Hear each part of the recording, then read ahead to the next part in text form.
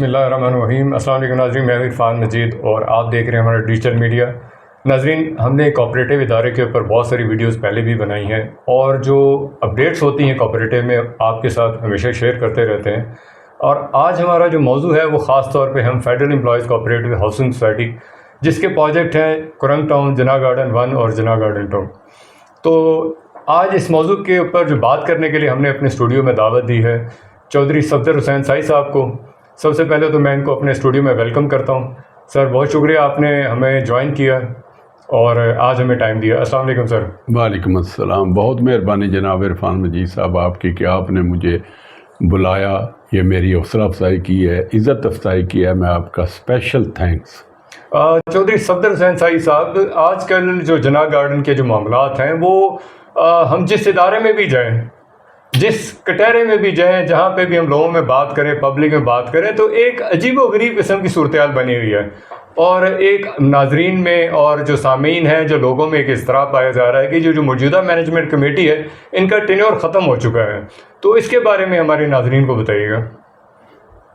السلام علیکم جناب، اعوذ باللہ من الشیطان الرجیم، بسم اللہ الرحمن الرحیم، الصلاۃ والسلام علیکہ یا رسول اللہ وعلی آلہ وصحبہ یا حبیب اللہ۔ میری انتہائی نگارش یہی ہے کہ تیرے نام سے ابتدا کر رہا ہوں۔ جہاں تک عرفان مجید صاحب موجودہ ایم سی کے فارغ ہونے کا تعلق ہے، اس کے پیچھے ہماری بھی بہت محنت اور کوشش ہے، اس لیے کہ بہت زیادہ عوام تھا کہ یہ ایم سی نہیں جا رہی، ان کو 4 ماہ اور ملیں گے، ان کی اگلے 3 سال کے لیے بھی ڈیل ہو گئی ہے جس میں اربوں روپے کا ذکر تھا، کمرشل پلاٹ کا ذکر تھا۔ ہمیں بھی کبھی کبھی شک پڑ جاتا تھا کہ شاید یہ جو لوگ باتیں کرتے ہیں درست ہوں، لیکن ایک بات پہ ہمیں یقین تھا کم از کم کہ قانون میں کوئی ایسی گنجائش نہیں۔ پھر دوسری طرف پھر بندہ پریشان ہو جاتا تھا، وہ کہتے تھے کہ پاکستان میں کون سا قانون ہے، کس قانون کی آپ بات کر رہے ہیں، موجودہ جو گورنمنٹ ہے وہ کس قانون کے تحت آئی ہے ساری۔ تو واقعی ہمیں بھی پریشانی لاحق ہو جاتی تھی کہ یہ لوگ تو درست کہہ رہے ہیں، لیکن پھر ہم جب دیکھتے تھے اداروں کی طرف، قانون کی طرف، تو ہم نے کہا چلو کوشش کرنے میں کوئی حرج نہیں ہے۔ میں نے ایک وفاقی منسٹر سے بھی فون کروایا اور جہاں تک ہو سکا اپنی پوری کوشش کی ساری۔ تقریباً 2 ہفتے پہ وہ عید پیریڈ ہے کہ میں صبح 11-12 بجے جاتا تھا تمام دفاتر میں اور شام 5 بجے واپس آتا تھا۔ 2 ہفتے ہم نے بھی لگائے، ہم نے بار بار انہیں باور کرایا کہ ایسی کوئی حرکت نہ کریں جس کا خمیازہ کل آپ کو بھگتنا پڑے۔ ہم کورٹ میں بھی آپ کو لے جائیں گے اور آپ کے خلاف بھی اور اس ایم سی کے خلاف بھی دفعہ 48 بھی موو کریں گے اور آپ کو بھی کورٹ میں لے جائیں گے اگر آپ نے کوئی غیر قانونی کام کیا۔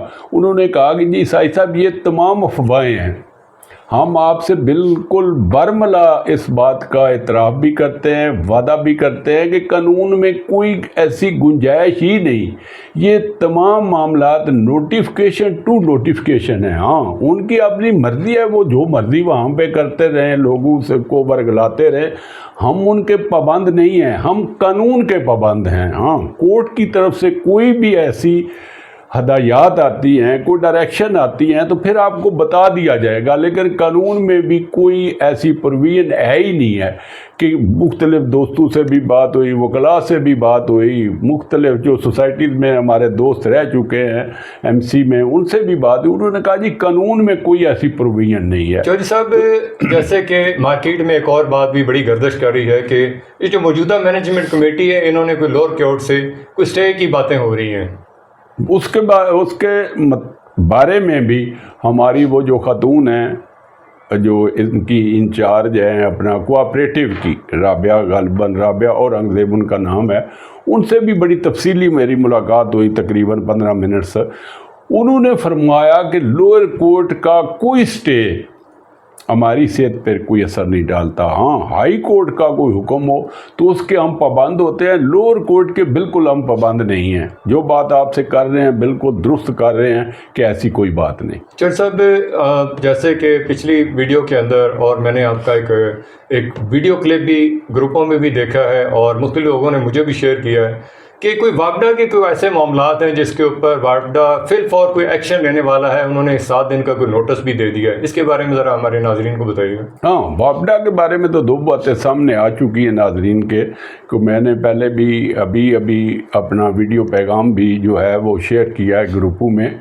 उसके बारे में 2 बातें तो हो चुकी हैं कि 1.5 करोड़ रुपये का इन्होंने जो लिया है वह स्टे लिया हुआ है लोअर कोर्ट से, और उसके अलावा जो अभी रिसेंटली कल इन्हें आइस्को का जो नोटिस मिला है उसमें 2-3 बातें बड़ी वजाहत तलब हैं। वो ये है कि हैरान कुन बात यह है कि सार्फिन से इन्होंने पैसे ले लिए हैं लेकिन वापडा को पे नहीं किए। जो 4100 कनेक्शन लगा हुआ है, मीटर लगे हुए हैं जो रिहायशियों के हैं, जिन्हें रेजिडेंशियल कहते हैं, वो गैर कानूनी हैं, और 150 के लगभग जो कमर्शियल मीटर लगे हुए हैं वो भी गैर कानूनी हैं। बड़े मज़े की बात है कि सार्फिन उसके पैसे अदा कर चुके हैं। ये मौजूदा एमसी उसके पैसे जिधर भी इन्होंने किए इसका जवाब तो वो दे सकते हैं, लेकिन वापडा के दफ्तर में वो जमा नहीं है। उन्होंने 1 हफ्ते का नोटिस दिया था कि हम ये 1 हफ्ते के अंदर अंदर अगर पेमेंट ना आई तो ये तमाम कनेक्शन हम काट देंगे, जिसमें तकरीबन जिनाह गार्डन 1 जो है सारा उसकी लपेट में आता है। अभी मुझे एक दोस्त ने फ़ोन किया है कि उन्होंने कहा है कि दूसरा नोटिस भी आ चुका है, हम थोड़ी देर तक आपके साथ शेयर करेंगे, जिसमें उन्होंने ऑपरेशन शुरू करने का कहा है कि हम उसका ऑपरेशन शुरू करने लगे हैं, लोगों के वो मीटर काटने लगे हैं। लेकिन इसका जवाबदेह कौन है? ये भी सार्फिन और नाजरीन जो हैं वो फैसला करें। हाँ, जिन्हें अच्छी बात लगती है लगे, जिन्हें बुरी बात लगती है बुरी बात लगे। हमारा तो फ़र्ज़ है, हमारा तो शेवा है कि अंधेरों में जलाते हैं चिराग।